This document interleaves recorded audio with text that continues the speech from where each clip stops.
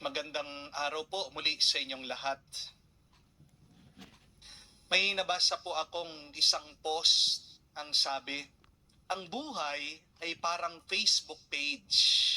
Maraming viewers, pero kakaunti ang likers. Mas kakaunti yung mga nag-heart sa'yo, yung mga nagke-care. Di po ba? Ang buhay din po ay parang post. Minsan nagiging viral sa mata ng iba, pero wala naman nagko-komento ng totoo.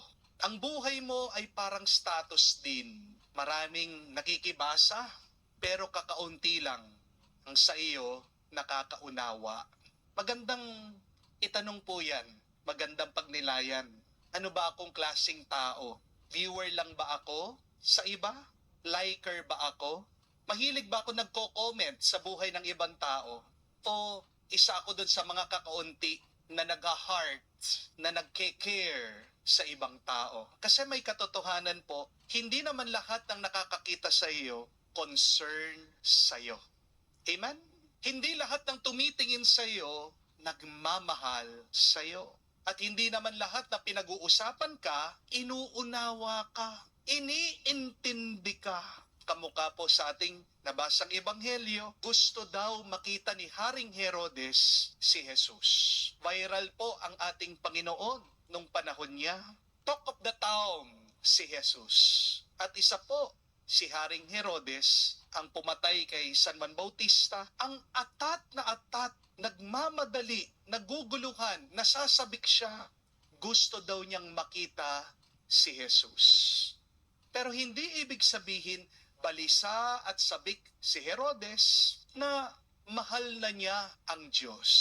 Hindi rin ibig sabihin na gusto niyang makita si Jesus, nasusunod siya sa kanya. Herod was curious, but notice this, he never changed. And this is the danger. It is not enough to be curious. It is not enough to be perplexed. It is not enough even to feel guilty, because what God wants is our conversion. Tatlong bagay po ang kailangan nating maunawaan para sa tunay na pagbabago ng ating buhay. The first one is, being guilty by your sin is not the same as being repentant. Sabi po sa ating ebanghelyo, naguguluhan daw itong si Haring Herodes dahil dun sa ginawa niyang pagpapapatay kay San Juan Bautista. Alam niyang mali yung pagpapakulong kay San Juan, pero ginawa pa rin niya. Alam din naman niya na hindi tama yung ipapatay si San Juan, pero pumayag pa rin siya. Mas pinili ni Haring Herodes na tumahimik na lang at pagpatuloy niya yung kanyang buhay pagkakasala kaysa sa piliin niya na baguhin niya ang kanyang sarili. At hindi ba marami sa atin ang ganito? Alam na nating mali, pero palagi pa rin nating pinipili. Di po ba? Alam mo nang hindi tama, pero palagi mo pa rin ginagawa. Alam mo na masamang magnakaw, pero ginagawa mo. Bakit? Anong nasa isip ng mga magnanakaw sa gobyerno? Wala namang makakaalam. Tayo-tayo lang. Di po ba? Alam mo nang masamang makiapid. May asawa ka na, kumuha ka pa ng side chick. Pero bakit mo ginagawa? Katabi mo misis mo, meron kang ibang ka-text. Kasi sinasabi ng iba, Father, lalaki ako eh. Father, ito yung nararamdaman ko. Alam mo na, masamang mangopya.